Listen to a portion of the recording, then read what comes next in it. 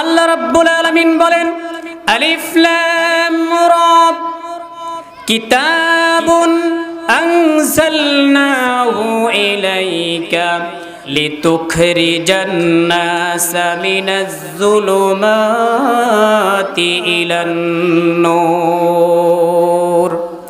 আল্লাহ রাব্বুল আলামিন বলেন, বান্দা আমি তোমাকে দুনিয়াতে পাঠিয়েছি আমি সাময়িক সময়ের জন্য, ক্ষণিকের জন্য, কিন্তু তুমি দুনিয়ার সফর শেষ করে আমার কাছেই তোমাকে আসতে হবে। ঠিক কিনা বলেন? তো আল্লাহর কাছে আমরা দুনিয়াতে আসছি, কোনো সমস্যা নাই। আমাদের বাবা মা আমাদেরকে পেয়ে খুশি, আমাদের পাড়া প্রতিবেশীরা আমাদেরকে পেয়ে খুশি, কিন্তু আমরা যখন এই দুনিয়া থেকে প্রস্থান করব তখনও হয়তো আমাদের জন্য আমাদের স্বজনরা কান্নাকাটি করবে। কিন্তু বন্ধুরা আমার, যদি আমাদের ওই পরকালে আমাদের ঠিকানা যদি জান্নাত না হয়, তাহলে কি আমাদের আজীবন কি আমাদের সুখ ভোগ করতে হবে নাকি দুঃখ? কি দুঃখ ভোগ করতে হবে? তো ওই জীবনটা আমাদের জন্য কঠিন হয়ে যাবে। এজন্য দুনিয়াতে আমরা আসছি সবাই আনন্দিত, দুনিয়াতে আমরা থাকতেছি সবাই আনন্দিত, কিন্তু দুনিয়া থেকে যাওয়ার পরে আপনার আমার ঠিকানা যদি জান্নাত হয় আমরা মুক্তি পেয়ে গেলাম, আর যদি আমাদের ঠিকানা জাহান্নাম হয় তাহলে আমরা কোনোদিন আর মুক্তি পাবো না। জোরে বলুন নাউজুবিল্লাহ। তাহলে বন্ধুরা আমার, আমরা যে দুনিয়াতে আসছি, আমাদের বাবা মা কি আমাদের জন্য কোনো দরখাস্ত করছে আল্লাহর কাছে? হয়তো এরকম দরখাস্ত করছে, রব্বানা ওয়াজআলনা, এরকম বিভিন্ন দোয়া করছে, আমাকে একটা সন্তান দান করো, আল্লাহ আমাকে একটা সন্তান দান করো, এরকম। কিন্তু আমি যে ইউসুফ, আমি আমার বাবা মার সন্তান হব, এই চেহারার, এই বর্ণের, এই অবস্থা, এটা কি আমার বাবা মা কল্পনা করেছে? করে নাই। সুতরাং পৃথিবীতে আসছি আল্লাহর ইচ্ছায়, যেতেও হবে আল্লাহর ইচ্ছায়, কিন্তু জান্নাত আর জাহান্নাম হবে আপনার ইচ্ছায়। ঠিক বললাম না ভুল বললাম? আল্লাহ কি আপনাকে বানাইছেন জান্নাতে দেওয়ার জন্য না জাহান্নামে দেওয়ার জন্য? কিন্তু আপনি আমি যদি জাহান্নামে যাই তাহলে দোষ কি আল্লাহর না আমার নিজের? সুতরাং দুনিয়াতে আমরা এসেছি, এই দুনিয়া আমাদের চিরস্থায়ী জায়গা নয়, আমাদেরকে পরকালে কবর নামক জিন্দেগির শুরু এবং পরকালে আমাদেরকে বিচারের সম্মুখীন হতে হবে। আর বিচারের সম্মুখীন হওয়ার পরে হয় আমরা জান্নাতে যাব, না হয় ভাগ্য খারাপ হয়ে গেলে আমরা জাহান্নামে যাব। সেজন্য বলছিলাম যে এই কোরআন মানুষকে জান্নাতের দিকে পথ দেখায়। সুবহানাল্লাহ বলেন। আল্লাহ তাআলা বলেন, আলিফ লাম রা কিতাবুন আনজালনাহু ইলাইকা লিতুখরিজান নাসা মিনাজ যুলুমাতি ইলান নূর। বান্দা, তোমাকে আমি দুনিয়াতে তৈরি করে, দুনিয়াকে পাঠিয়ে আমি তোমাকে এমনি এমনি ছেড়ে দেই নাই। তুমি যাতে পথ হারিয়ে না যাও, তুমি যাতে অন্ধকারে নিমজ্জিত না হও, এজন্য আমি তোমাকে একটা ক্রাইটেরিয়া দিয়ে দিয়েছি, একটা হেদায়েতের গ্রন্থ আমি দিয়ে দিয়েছি, তার নাম হলো কোরআন। সুবহানাল্লাহ। তার নাম কি? এই কোরআন যারা অনুসরণ করবে আল্লাহ রাব্বুল আলামিন তাদেরকে জান্নাতে পৌঁছায়া দিবেন। সুবহানাল্লাহ। আর এই কোরআন থেকে যারা মুখ ফিরিয়ে নিবে তাদের পরিণতি অত্যন্ত ভয়াবহ, অত্যন্ত ভয়াবহ। আমরা আল্লাহ তাআলার কাছে দোয়া করি, ইহদিনাস সিরাতাল মুস্তাকিম, আমাদেরকে সরল সঠিক পথে পরিচালিত করো। আল্লাহ তাআলা জবাব দেন, ওয়া আনি'বুদুনি হাযা সিরাতুম মুস্তাকিম। বান্দা আমার ইবাদত করো, আমি তোমাকে সিরাতুম মুস্তাকিমের পথে পরিচালিত করব। জোরে বলুন সুবহানাল্লাহ। বন্ধুরা আমার, তাহলে আমরা পৃথিবীতে যা কিছু দেখতেছি, আমাদের দুনিয়াতে আমরা যা কিছু দেখতেছি সব মানুষের উপকারের জন্য। আর আল্লাহ রাব্বুল আলামিন এমন একটি কিতাব আমাদেরকে দিয়েছেন, যেই কিতাব আমাদের পরকালের মুক্তির জন্য। জোরে বলুন সুবহানাল্লাহ। আজকে আমরা মুসলমান, আজকে আমাদের বুঝে আসে না কোরআন কি জিনিস। যদি বুঝে আসতো তাহলে এই মাঠ, এত ছোট মাঠে, এই ছোট্ট, অথচ আজকে এই ছোট্ট মাঠেও মানুষ নাই। তার কারণ আমরা এই কোরআনকে আজও চিনতে পারি নাই। তার কারণ হলো পৃথিবীর মানুষগুলা যখন জান্নাতে চলে যাবে, জান্নাতে যাওয়ার পরে তখন তারা আফসোস করতে থাকবে। অনেক মানুষ জান্নাত পেয়ে যাবে, কিন্তু তার জান্নাত সুসজ্জিত নয়, তার জান্নাত সুন্দর দেখায় না, আরেকজনের জান্নাতের চেয়ে তার জান্নাত একটু নিম্নমানের। তখন সে আফসোস করতে থাকবে, আহারে দুনিয়ার জীবনে আমার যেই সময়গুলো আমি বেহুদা নষ্ট করেছি, কোরআনের মাহফিলকে বাদ দিয়ে আমি বাজারে সময় কাটিয়েছি, আমি ঘরে সময় কাটিয়েছি, আমি উদ্ভ্রান্ত হয়ে আমি রাস্তায় রাস্তায় সময় কাটিয়েছি। ওই সময়গুলো যদি আমি সঠিক কাজে ব্যয় করতাম, কোরআনের মাহফিল আমি ব্যয় করতাম, তাহলে আমার জান্নাত আরো সুন্দর সুসজ্জিত হতো, সুশোভিত হতো। মানুষ আফসোস করতে থাকবে। সুতরাং আজকে আমরা সাধারণ কোনো বিষয় নিয়ে, সাধারণ কোনো কিতাব নিয়ে আজকে আমরা এই মাঠে বসি নাই। আমরা যেই মাঠে বসেছি, এই মাঠে যার কথা নিয়ে আমরা আলোচনা করছি, তিনি হচ্ছেন আমাদের রব আল্লাহ রাব্বুল আলামিন। জোরে বলুন সুবহানাল্লাহ। এই পৃথিবীকে সৃষ্টি করেছেন কে? জোরে বলেন, কে সৃষ্টি করেছেন? নাকি অন্য কেউ সৃষ্টি করেছেন? আল্লাহ এই পৃথিবীকে সৃষ্টি করেছেন। আমাদেরকে সৃষ্টি করেছেন কে?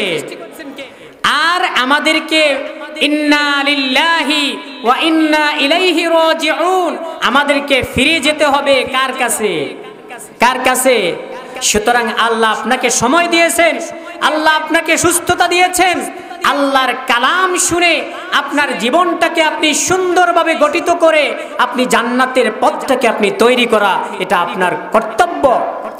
আর আল্লাহ রাব্বুল আলামিন কোরআন কারিমে বলছেন, ওয়া ইযা কুরিআল কুরআনু ফাসতামিউ লাহু ওয়া আনসিতু।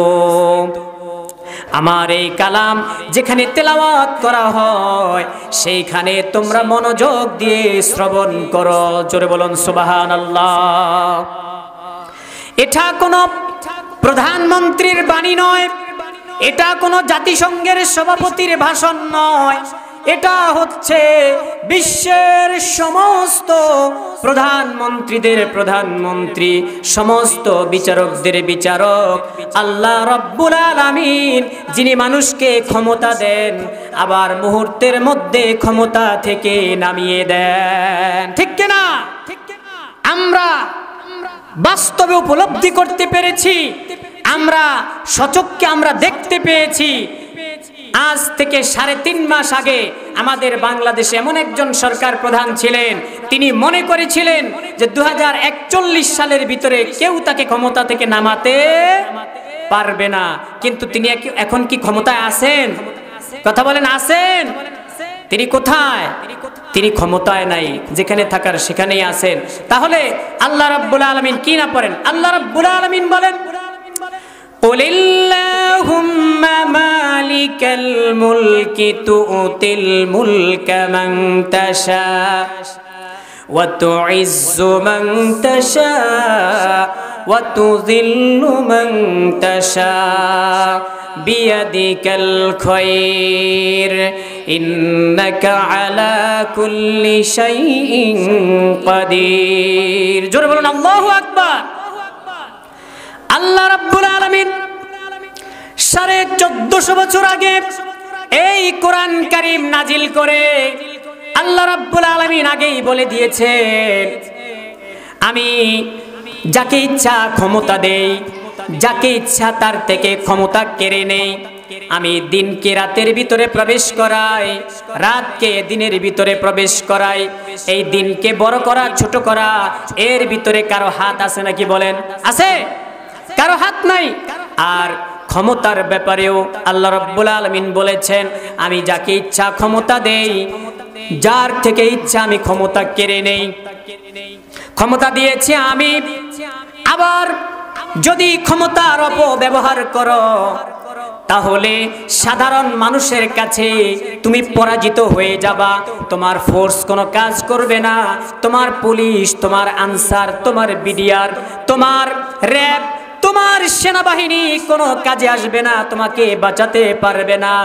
কারণ আমি আল্লাহ রাব্বুল আলামিন যারা ক্ষমতায় বসে তাদেরকে আমি ক্ষমতা দিয়ে তাদেরকে পরীক্ষা করি, যে ক্ষমতায় বসে তারা আমাকে রব হিসেবে মানে নাকি মানুষরা যেন তাকে রব হিসেবে মানে, এটা সে চিন্তা করে।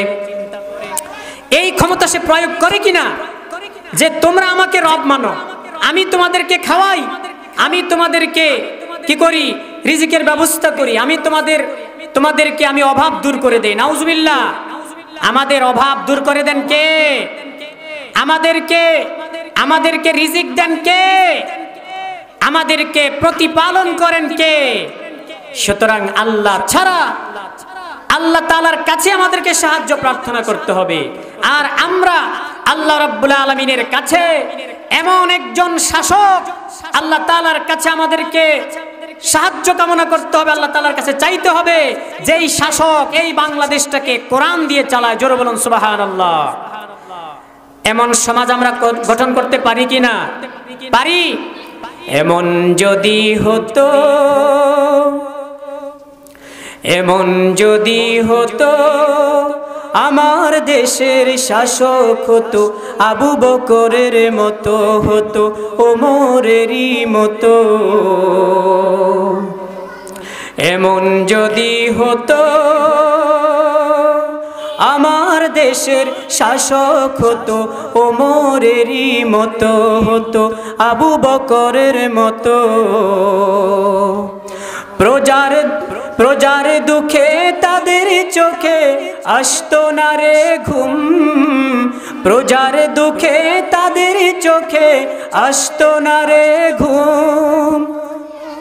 এভাবে আমার আপনার নবী বিশ্ব নবী মুহাম্মদুর রাসূলুল্লাহ সাল্লাল্লাহু আলাইহি ওয়াসাল্লাম এই দুনিয়ার ভিতরে কোরআনটাকে বাস্তবায়ন করতে গিয়ে, এই কোরআনকে পৃথিবীর বুকে বাস্তবায়ন করতে গিয়ে যে নবীর শরীরে মশা মাছি বসা হারাম ছিল, ওই নবীর দাঁত মোবারক ভেঙে গিয়েছে কাফেরদের তলোয়ারের আঘাতে। বলেন ঠিক কিনা?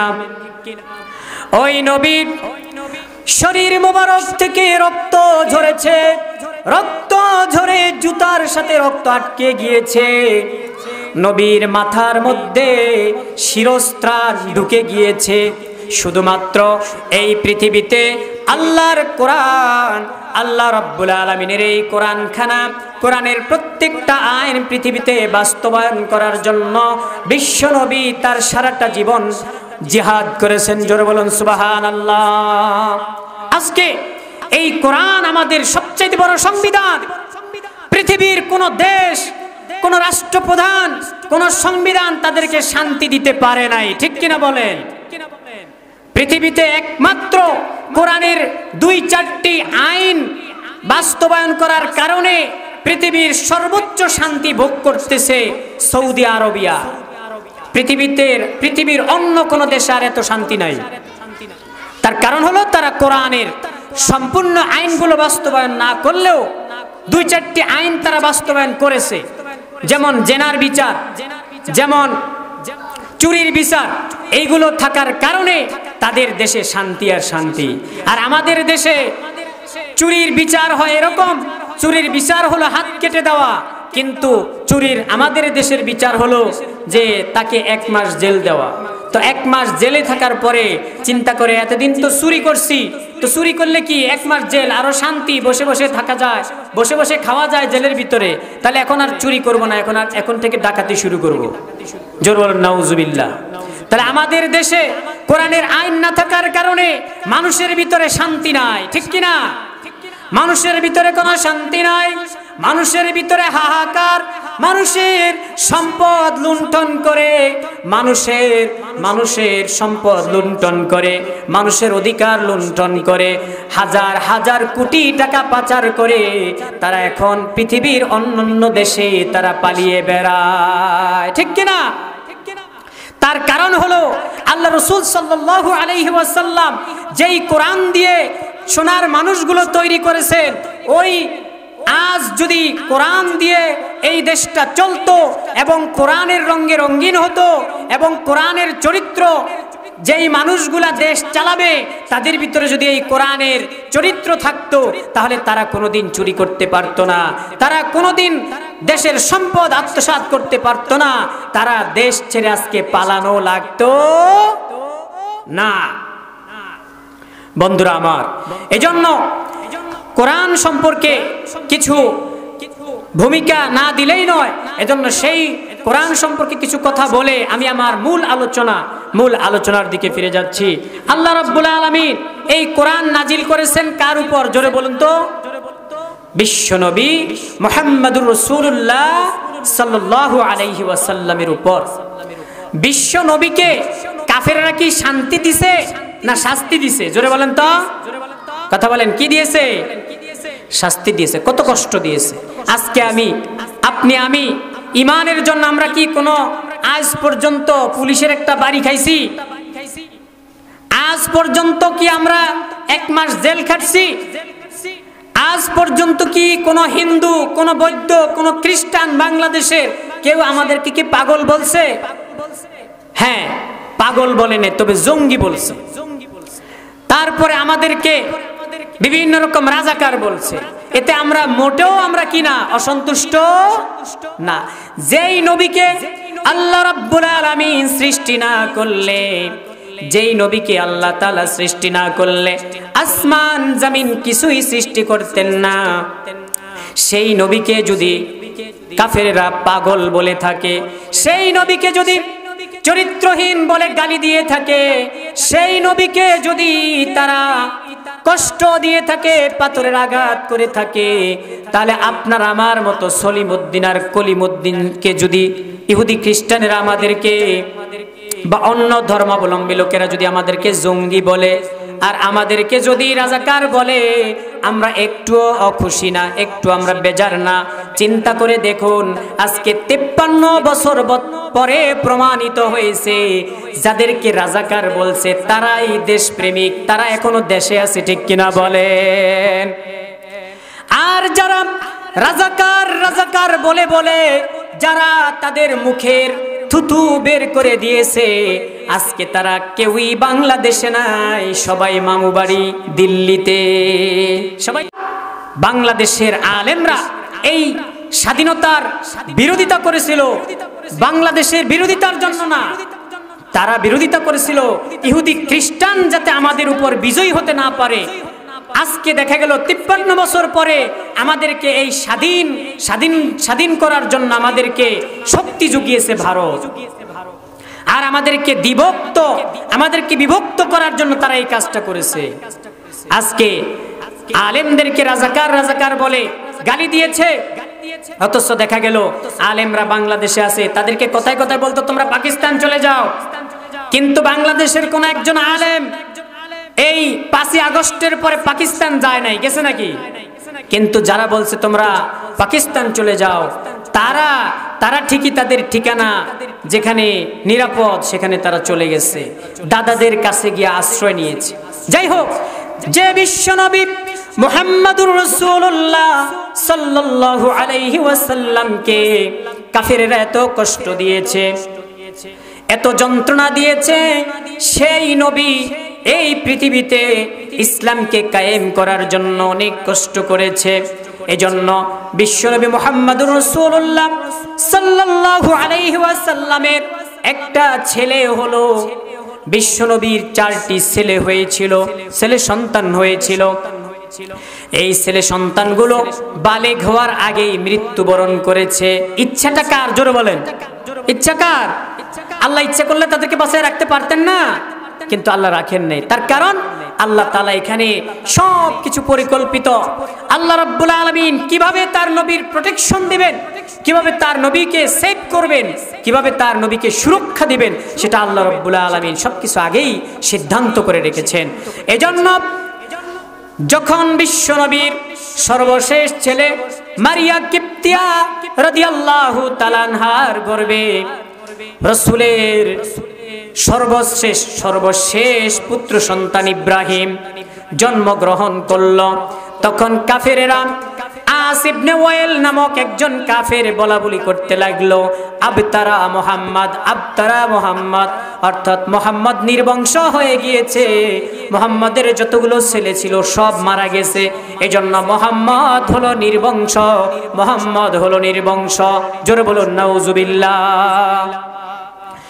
প্রিয় বন্ধুরা আমার, আল্লাহ তাআলা এই কথা শুনছে নাকি শুনে নাই? কথা বলেন, শুনছে নাকি শুনে নাই? আল্লাহ রাব্বুল আলামিন এই কথা শোনার পরে আমার হাবিব অত্যন্ত কষ্ট পেয়েছেন, আমার নবী অত্যন্ত কষ্ট পেয়েছেন।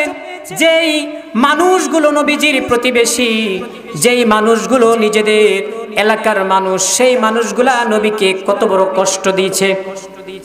কষ্ট দেওয়ার পরে বিশ্ব নবী অত্যন্ত ভারাক্রান্ত, মন অত্যন্ত বেদনা বিশিষ্ট, নবীজি কষ্টে আছেন। আল্লাহ রাব্বুল আলামিন সান্ত্বনা দিয়ে বললেন, ওগো হাবিব, আপনি কোনো চিন্তা করবেন না, আমি আপনাকে এমন একটি সম্পদ দিয়ে দেব, এমন একটি জিনিস আপনাকে দিয়ে দেব, এবং আপনাকে অসংখ্য নিয়ামত আমি দিয়ে দেব, যার কারণে আপনি সন্তুষ্ট হয়ে যাবেন, আপনার কষ্ট বলে আর কিছু থাকবে না। সুবহানাল্লাহ। আল্লাহ রাব্বুল আলামিন ওই সময়ে আল্লাহ রাব্বুল আলামিন হাবিবকে সান্ত্বনা দিচ্ছেন, তার হাবিবকে। আল্লাহ রাব্বুল আলামিন বলতেছেন, ইন্না আ'তাইনাকাল কাউসার ফাসাল্লি লিরাব্বিকা ওয়ানহার ইন্না শানিআকা হুয়াল আবতার। আল্লাহ রাব্বুল আলামিন বললেন, নবী আমার, আপনি কোনো চিন্তা করবেন না, আপনি কোনো মনে কষ্ট নেবেন না। কাফেরেরা যদি আপনার বিরোধিতা করে, কাফেরেরা যদি আপনাকে কষ্ট দেয়, আমি আল্লাহ রাব্বুল আলামিন আমি আপনাকে অসংখ্য নিয়ামত দিয়ে আমি আপনাকে ভরপুর করে দেব। তারা বলছে আপনি লেজ কাটা নির্বংশ, মানে আরব দেশে কেন এখনো মানুষ, কোন ব্যক্তির যদি একাধিক মেয়ে থাকে কিন্তু ছেলে নাই, তখন মনে করে আহারে, মানে প্রথমেই জিজ্ঞাসা করে, ভাই আপনার ছেলে মেয়ে কয়জন? তো বলে আমার মেয়ে 2 জন, 3 জন, 4 জন বা 5 জন। তো সাথে সাথে ওই যে লোকটা জিজ্ঞাসা করলো সে বলে আহারে, একটা ছেলেও নেই। মনে হয় যেন এই লোকটা কি হয়ে গেছে, একদম অসহায় হয়ে গেছে। এটা ভুল ধারণা। আমাদের নবী, বিশ্ব নবী মুহাম্মদুর রাসূলুল্লাহ সাল্লাল্লাহু আলাইহি ওয়াসাল্লামকে আল্লাহ রাব্বুল আলামিন 4টা ছেলে দিয়েছেন। 4টা ছেলেকে আল্লাহ তাআলা নাবালেগ অবস্থায় নিয়ে গিয়েছেন, কিন্তু বিশ্ব নবী তার ছেলে না থাকার কারণে বিশ্ব নবী কি কোন রকম খাটো হয়ে গেছেন? কথা বলেন, কোন রকম খাটো হয়ে গেছেন?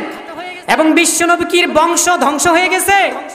বরং যারা বলেছে বিশ্ব নবী মুহাম্মদ নির্বংশ, তার বংশে বাতি দেওয়ার মতো কোনো লোক নাই, অথচ যারা এই কথা বলছে তারাই হয়ে গেছে নির্বংশ। নবীজির যখন ছেলেটা মারা গেল, আলী আস ইবনে ওয়াইল নবীজিকে বলতেছে নির্বংশ, মুহাম্মাদের বংশে বাতি দেওয়ার মতো কোনো লোক থাকবে না। অথচ দেখা গেল আল্লাহ রাসূল বলেছেন আস ইবনে ওয়াইল, তার বংশের ভিতরে কোনো ভালো লোক আসবে না। সত্যি দেখা গেল আস ইবনে ওয়াইলের বংশের ভিতরে কোনো ভালো লোক আসে নাই। এমনকি নবীজির বিরুদ্ধাচরণে যারা সব সময় লেগে থাকতো, নবীজিকে যারা কষ্ট দেওয়ার জন্য তৎপর থাকতো, আজ পর্যন্ত পৃথিবীর সমস্ত দেশে মাইক্রোস্কোপ দিয়ে তল্লাশি করলে একজন মানুষ পাওয়া যাবে না যার নাম হবে আবু জেহেল। কথা বলেন, আছে? বাংলাদেশে কোথাও শুনছেন নাকি আবু জেহেল নামে পাওয়া গেছে কাউরে? আছে? অথচ আবু জেহেল নবীজিকে কি বলছিল? নবীজি নির্বংশ হয়েছে, নবীজির বংশ বাতি দেওয়ার মতো কেউ থাকবে না, নবীজির নাম নেওয়ার মতো কেউ থাকবে না। কিন্তু আল্লাহ রাব্বুল আলামিন বলেন, ও হাবিব, আপনি মনে কষ্ট নেবেন না, আপনি কোন রকম টেনশন করবেন না। আমি আল্লাহর নাম যেখানে উচ্চারিত হবে সেই জায়গায় জোরে জোরে আপনার নামটা নেওয়াও আমি ওয়াজিব করে দিলাম। সুবহানাল্লাহ। আল্লাহ রাব্বুল আলামিনের নাম উচ্চারিত হয় আযানে, আল্লাহ রাব্বুল আলামিনের নাম উচ্চারিত হয় ইকামতে। আশহাদু আল্লা ইলাহা ইল্লাল্লাহ, মুয়াজ্জিন আযান দেয় আশহাদু আল্লা ইলাহা ইল্লাল্লাহ। আল্লাহর নামটা যেভাবে জোরে বলছে আশহাদু আল্লা ইলাহা ইল্লাল্লাহ,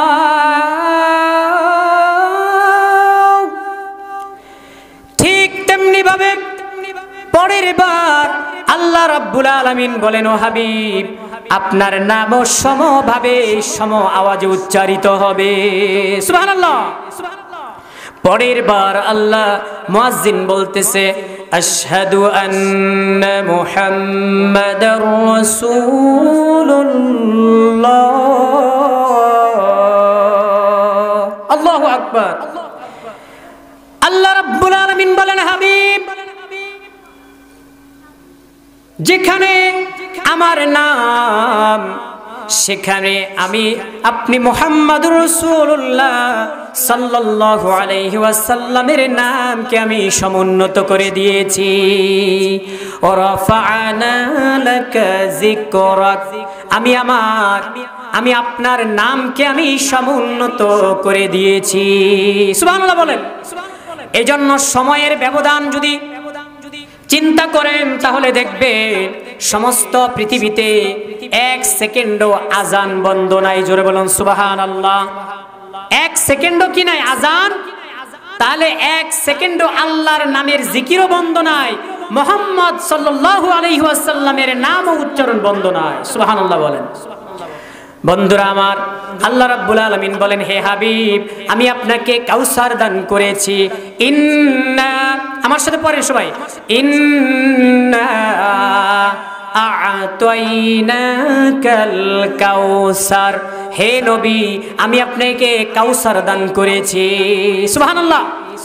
ইন্না, নিশ্চয় আমি, আ'তাইনাকা, আপনাকে দান করেছি কাউসার, কাউসার দান করেছি। কাউসার হলো কিয়ামতের ময়দানে একটি হাউস থাকবে, একটি পানীয় থাকবে যেটার সংস্রবণ হলো জান্নাত থেকে। জোরে বলুন সুবহানাল্লাহ। যে তার সংযোগ হলো জান্নাত থেকে। আল্লাহ রাব্বুল আলামিন সেই হাউজারের একচ্ছত্র মালিকানা আল্লাহ রাব্বুল আলামিন বিশ্ব নবীকে করে দিলেন। সুবহানাল্লাহ। বিশ্বনবী হাত দিয়ে পান পাত্র থেকে গ্লাস দিয়ে তার উম্মতদেরকে পানি পান করাবে। সুবহানাল্লাহ। তবে একদল মানুষ সেখানে যাবে পান করার জন্য, আল্লাহ রাসূল তাদেরকে তাড়িয়ে দিবেন। রাসূলকে জিজ্ঞাসা করা হলো হে আল্লাহ রাসূল তারা কারা? রাসূল বললেন তারা আপনার ইন্তেকালের পরে, আপনার চলে যাওয়ার পরে দিনের ভিতরে তারা নতুন নতুন জিনিস আবিষ্কার করেছে, অর্থাৎ বিদআত সৃষ্টি করেছে, তারা সেই পানি পাবে না। যাই হোক, কাউসার, এই কাউসারের আরো অর্থ আছে। কাউসারের অর্থ হলো প্রাচুর্য, বেশি বেশি দান করা। হে নবী আমি আপনাকে আপনার সম্মান আমি এত বৃদ্ধি করে দিয়েছি, আজ থেকে 1400 বছর আগে নবী পৃথিবীতে এসেছিলেন, অথচ 1400 বছর পরে, 1450 বছর পরে এখনো নবীকে যদি কেউ গালি দেয়, নবীকে যদি কেউ কটু কথা বলে, নবীকে যদি কেউ অসম্মান করে, আমরা মুসলমান ঠিক থাকতে পারি না। ঠিক কিনা বলেন? আমরা মুসলমান সহ্য করতে পারি না। আল্লাহ রাসূল বলেছেন লা ইউমিনু আহাদুকুম হাত্তা আকুনা আহাব্বা ইলাইহি মিন ওয়ালিদিহি ওয়া ওয়ালাদিহি ওয়ান নাসি আজমাইন, তোমরা ততক্ষণ পর্যন্ত পূর্ণ ঈমানদার হতে পারবে না যতক্ষণ পর্যন্ত আমি তোমার কাছে বেশি ভালোবাসার পাত্র না হই, বেশি প্রিয় না হই তোমার পিতামাতার থেকে, তোমার সন্তান সন্ততি থেকে, সমস্ত মানুষের থেকে। আমি নবীকে যতক্ষণ পর্যন্ত বেশি ভালো না বাসবা ততক্ষণ পর্যন্ত তোমরা পরিপূর্ণ ঈমানদার হতে পারবে না। ঠিক কিনা বলেন? তাহলে আমরা আমাদের পিতামাতার চাইতে, আমাদের সন্তান সন্ততির চাইতে, আমাদের বন্ধু বান্ধবের চাইতে আমরা কাকে বেশি ভালোবাসি? জোরে বলেন, কাকে? আল্লাহ রসুলকে। আল্লাহ রসুল, আল্লাহ তাআলাও বলেছেন, হে আমার বান্দারা, তোমরা যদি আমাকে ভালোবাসো, আমি আল্লাহকে ভালোবাসো, তাহলে আমার রসুলকে আগে বেশি। কুল ইন কুনতুম তুহিব্বুনাল্লাহ ফাত্তাবিউনি ইউহিব্বুকুমুল্লাহু ওয়া ইয়াগফির লাকুম যুনুবাকুম ওয়াল্লাহু গফুরুর রহিম।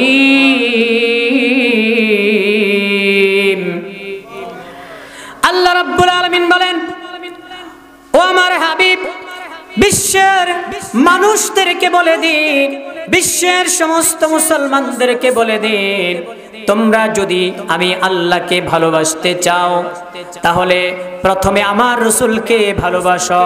যদি আমার রসুলকে ভালোবাসো, আমি খুশি হয়ে আমি তোমাদের জীবনের গুনাহগুলো আমি মাফ করে দেব। সুবহানাল্লাহ বলেন। আল্লাহ রাব্বুল আলামিন তার বিশ্ব নবী মুহাম্মদুর রাসূলুল্লাহ সাল্লাল্লাহু আলাইহি ওয়াসাল্লামকে এত প্রাচুর্য দান করেছেন, এত প্রাচুর্য দান করেছেন, এত গভীর জ্ঞান দান করেছেন। পৃথিবীতে কোনো মানুষ একসাথে, একজন মানুষ একই সাথে ডাক্তার আবার একই সাথে ইঞ্জিনিয়ার হতে পারে না। পারে নাকি? একসাথে একজন মানুষ ডাক্তার আবার ইঞ্জিনিয়ার হতে পারে না। আবার একজন মানুষ ডাক্তার পুরো শরীরের ডাক্তারও হতে পারে না। ঠিক কিনা বলেন? যে চোখের ডাক্তার, আপনি যদি তাকে গিয়ে বলেন, স্যার আমার লিভারের সমস্যা, সে বলবে না না আমি এই চিকিৎসা করতে পারবো না। তাহলে বোঝা গেল কি, সে শুধুমাত্র কিসের ডাক্তার? চোখের ডাক্তার। যে নাক কান গলার ডাক্তার, সে মাথার ডাক্তার হতে পারে না, সে হাড় ভাঙ্গার চিকিৎসা করতে পারে না। তাহলে বোঝা গেল একজন মানুষ সব বিষয়ের ডাক্তার হতে পারে না, পুরো শরীরের চিকিৎসা করতে পারে না। আবার একজন মানুষ একই সাথে ডাক্তার আবার ইঞ্জিনিয়ার হতে পারে না। কিন্তু আমার হাবিব, আমার নবী মুহাম্মদুর রাসূলুল্লাহ সাল্লাল্লাহু আলাইহি ওয়াসাল্লামকে আল্লাহ রাব্বুল আলামিন একই সাথে ডাক্তার বানিয়েছেন, আবার ইঞ্জিনিয়ারও বানিয়েছেন। সুবহানাল্লাহ। আমার হাবিব, আমার নবী মুহাম্মদুর রাসূলুল্লাহ সাল্লাল্লাহু আলাইহি ওয়াসাল্লামকে আল্লাহ রাব্বুল আলামিন একই সাথে এমন তথ্য তিনি দিয়েছেন যেটা পৃথিবীর ইঞ্জিনিয়াররাও দিতে পারে নাই। এমন তথ্য দিয়েছেন যেটা পৃথিবীর ডাক্তাররাও দিতে পারে নাই। একজন বিজ্ঞানী, চিকিৎসক, একজন চিকিৎসক মাইকেল এইচ হার্ট, তো তাকে বলা হলো যে কুকুরের ভ্যাকসিন আপনি আবিষ্কার করেন। তখন সে অনেক চেষ্টা করলো কিন্তু কুকুরের ভ্যাকসিন সে আবিষ্কার করতে পারে নাই। তখন সে চিন্তা করলো যে দেখি বিভিন্ন ধর্মের যারা প্রচারক আছে তারা তো অনেক জ্ঞানী, অনেক মেধাবী, দেখি তাদের কোনো ডিরেকশন আছে কিনা, তাদের কোনো দিক নির্দেশনা আছে কিনা। তখন তিনি রিসার্চ করতে করতে তিনি বিশ্বনবী মুহাম্মদুর রাসূলুল্লাহ সাল্লাল্লাহু আলাইহি ওয়াসাল্লামের এই হাদিস তিনি পেয়ে গেলেন। কি হাদিস? যে যখন কোনো কুকুর যদি কোনো খাদ্যের পাত্রে মুখ দেয়, তখন সেই পাত্রটাকে 7 বার মাটি দ্বারা ঘষতে হবে এবং 8ম বারে কি করতে হবে? পানি দ্বারা ভালো করে ধুয়ে ফেলতে হবে। এটা হলো আল্লাহর নবীর হাদিস। তা আল্লাহর তখন এই ব্যক্তি এটা নিয়ে চিন্তা করলো যে নবীজি মাটি দিয়ে ঘষতে কেন বললো, মাটি দিয়ে কেন ঘষতে বললো।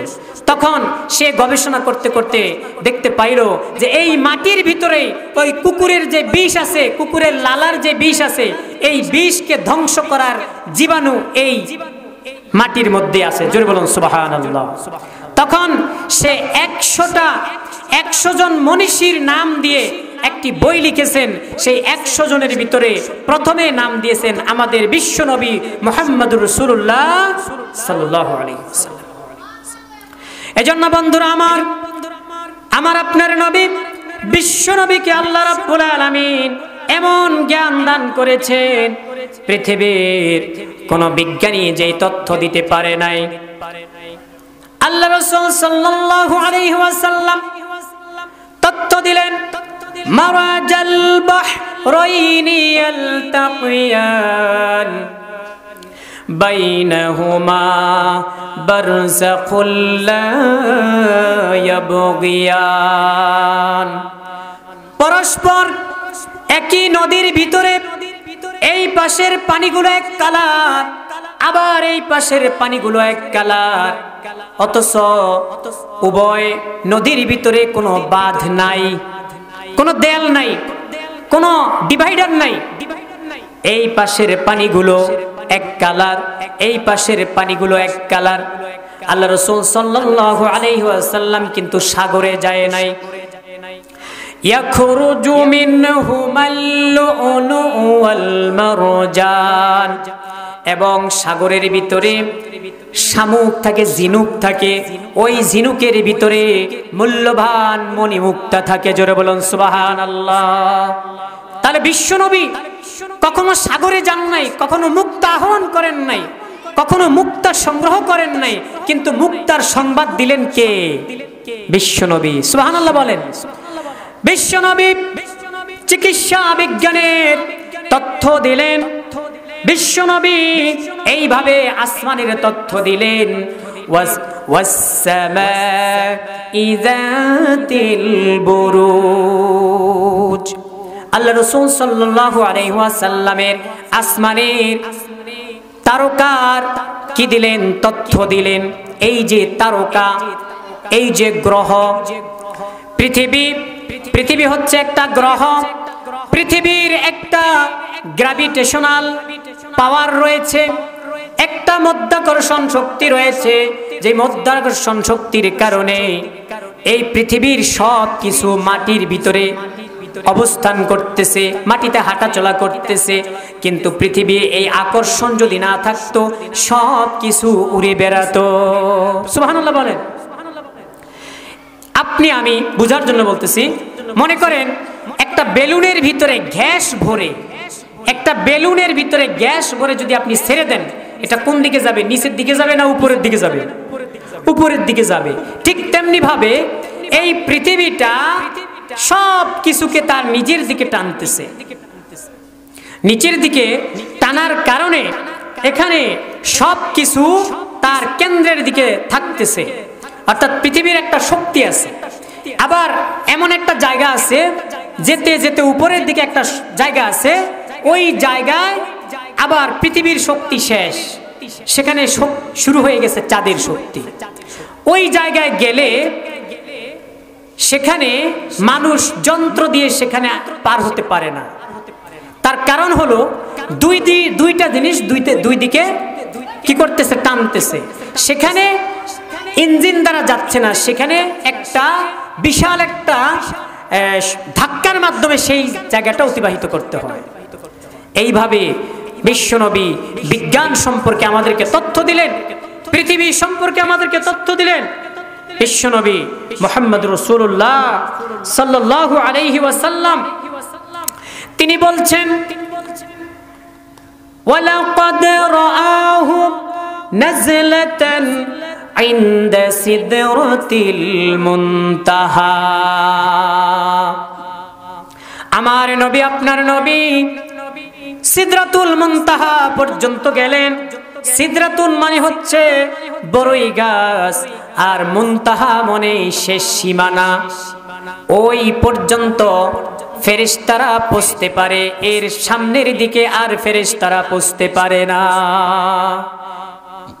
সেখানে হলো আল্লাহর আরশ, সেখানে আর ফেরেশতারা যেতে পারে না। আল্লাহ রাসূল সাল্লাল্লাহু আলাইহি ওয়াসাল্লাম বলেন, সেই পর্যন্ত আমাদের নবীকে আল্লাহ তাআলা নিয়ে গিয়েছে। সুবহানাল্লাহ। এজন্য আমাদের নবী 7 আসমান পাড়ি দিয়ে মেরাজের রজনীতে আল্লাহ রাব্বুল আলামিনের সাথে সাক্ষাৎ করে এসেছেন। আমাদের জন্য হাদিয়া নিয়ে এসেছেন সালাত, আর অনেক হাদিয়া নিয়ে এসেছেন। তার ভিতরে একটা হলো 5 ওয়াক্ত সালাত।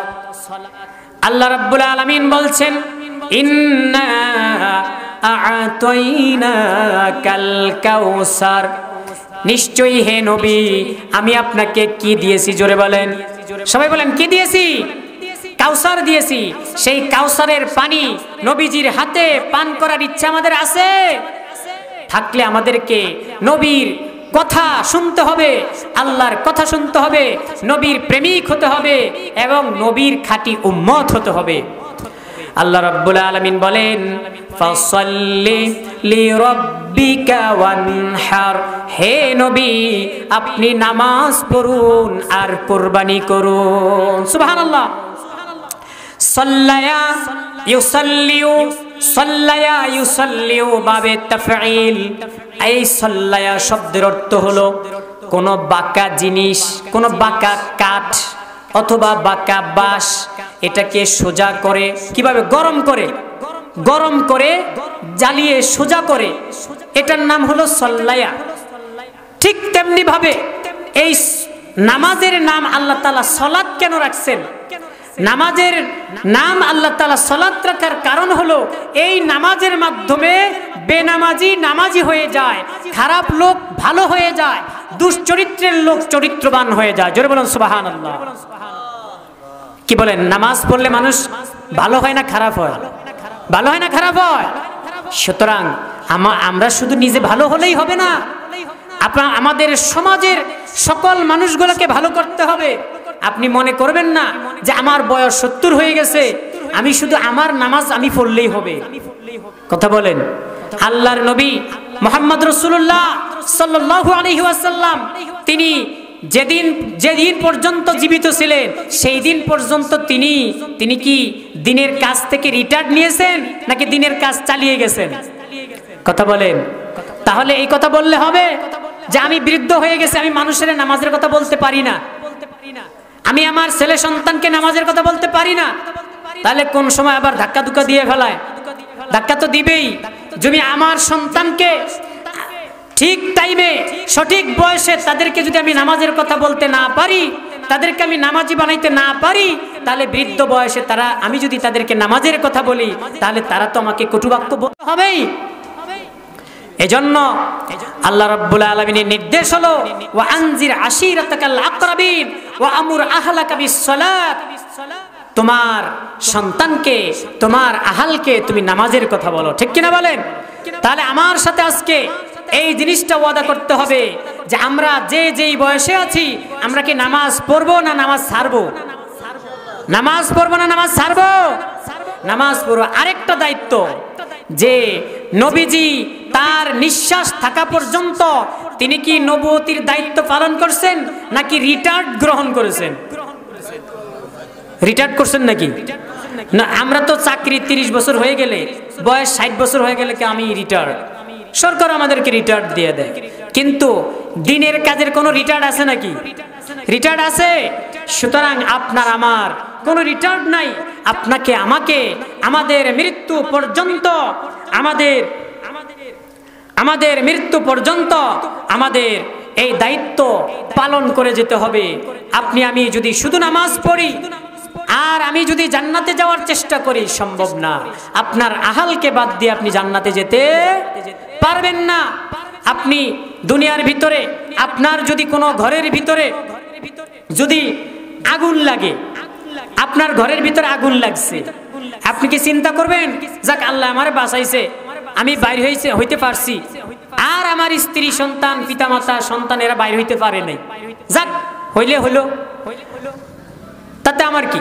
এটা কি আপনি বলবেন? কিন্তু আপনি একজন মানুষ হিসেবে যদি আপনার নিজের ঘরও না হয়, অন্য ঘরও হয়, তারপর আপনি চিন্তা করবেন, জীবন বাজি দিয়ে আপনি চিন্তা করবেন যে ঘরের ভিতরে যে লোকগুলো আছে বা যে লোকটাকে আছে এই লোকটাকে দেখি বের করা যায় কিনা, আপনি তো সেই চেষ্টা করবেন। তা আপনার চোখের সামনে যদি একজন পুড়ে যাক এটা আপনি না চান, তাহলে পরকালে আপনার সামনে আপনার স্ত্রী সন্তান, আপনার পিতামাতা, আপনার সন্তান জাহান্নামের আগুনে পুড়বে। এটা কি আপনি সহ্য করতে পারবেন? আর এটা কি দুনিয়ার আগুনের মতো? দুনিয়ার আগুনও তো সহ্য করা যায় না। সেখানে আগুনের, আখিরাতের আগুনের তেজ হলো 70 গুণ বেশি। জোরে বলেন নাউজুবিল্লাহ। বন্ধুরা আমার আয়াতের ব্যাখ্যাও শেষ, আমার সময়ও প্রায় শেষ। আমি শেষ আয়াতের অর্থ বলে আমি আমার আলোচনা শেষ করব। আল্লাহ রাব্বুল আলামিন বলেন ফাসাল্লি, আপনি নামাজ পড়ুন। তাহলে নামাজ মানুষকে কোন দিকে নেয়? ভালোর দিকে না খারাপের দিকে? ভালোর দিকে। সুতরাং আমরা পিছনে যদি নামাজ বাদ দিয়ে থাকি, আমাদেরকে নামাজ কন্টিনিউ করতে হবে। নামাজ ছাড়া কোনো মানুষ জান্নাতে যেতে পারবে না, হিসাব ছাড়া কোনো মানুষ জান্নাতে যেতে পারবে না। ঠিক আছে, কিন্তু প্রথমে কিসের হিসাব? কথা বলেন, প্রথমে কিসের হিসাব? নামাজের হিসাব। তা আপনি একটা উসিলা ধরেন, আমি 5 ওয়াক্ত নামাজ পড়ছি, আল্লাহ তুমি কবুল করছো কিনা আমি জানি না, কিন্তু আমি তো নামাজ পড়েছি, এটা তো একটা উসিলা। যাই হোক, আল্লাহ রাব্বুল আলামিন বলেন ফাসাল্লি লিরাব্বিকা ওয়ানহার, হে নবী আপনি নামাজ পড়ুন আর কুরবানি করুন।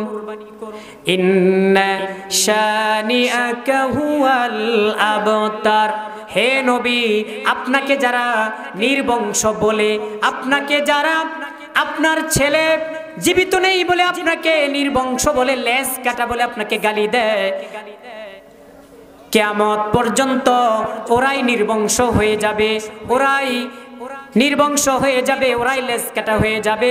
ওদের নাম নেওয়ার জন্য কিয়ামত পর্যন্ত কোনো মানুষ থাকবে না। সুবহানাল্লাহ বলেন। অথচ কিয়ামত পর্যন্ত আমরা যতদিন আল্লাহ হায়াত রেখেছেন, বিশ্ব নবীর অপমান যদি আমরা শুনি, কোন কাফির বেঈমান কিংবা মুনাফিক মার্কা মুসলমান অথবা কোন নাস্তিক যদি বিশ্ব নবীর অপমান করে, তাহলে আমরা মুসলমান কোনোদিন সহ্য করব না। ঠিক কিনা বলেন? আল্লাহ তাআলা যেন আল্লাহ তাআলার খাঁটি বান্দা হওয়ার এবং বিশ্ব নবীর খাঁটি উম্মত আমরা হতে পারি, আল্লাহ তাআলা আমাদেরকে তৌফিক দান করুন। ওয়া আখিরি দাওয়ানা আনিল হামদুলিল্লাহি রাব্বিল আলামিন। আসসালামু আলাইকুম ওয়া রাহমাতুল্লাহি ওয়া বারাকাতুহু।